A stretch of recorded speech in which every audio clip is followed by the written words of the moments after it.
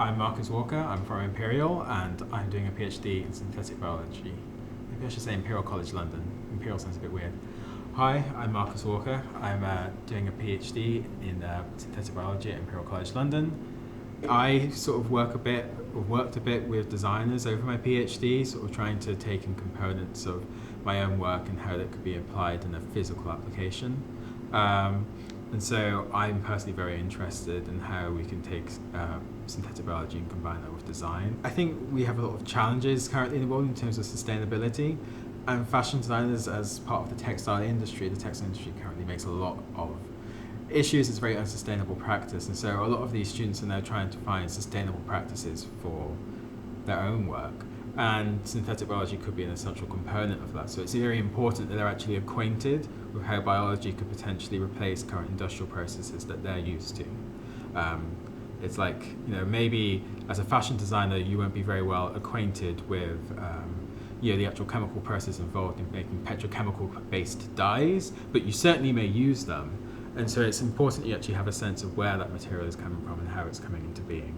Okay, so today we are actually learning about bacterial transformation, which is the actual method of how scientists are able to get DNA into cells. And so we had a little practice today with a bunch of the students. We were just practicing with heat shocking techniques and understanding the actual processes that are involved, and then having a bit of a play around with some of the sort of products, the actual transformed cells, the cells that have got the DNA in them, and trying to use some melanin cells to try and draw in fabrics and print patterns and the like. So we start, say, looking at this plate again. Inside these bacteria, they've got one of these little loops of DNA, the plasmid. And if you looked at that plasmid, you looked at the sequence, you would see a gene. And that gene is what actually produces the black pigment here. But also on that plasmid, you would have another gene. So have any of you heard of antibiotic resistance? That resistance is often sort of coded in as a gene.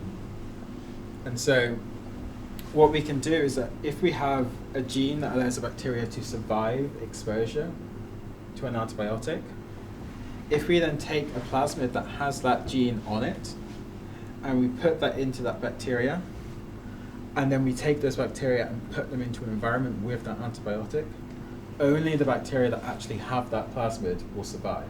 I think there were a few there who seemed to take it on well, and there were a few who didn't say too much. So we'll see. I'm hoping most of them took it on. This is very much removed from work that they would normally do, and really you probably need a sort of a degree in biology to understand this. I hope they took it on. I think the processes that we did today were not too complicated, but the theory is where it really gets confusing. So I hope they're able to get a sense of what you do every day as a scientist in synthetic biology.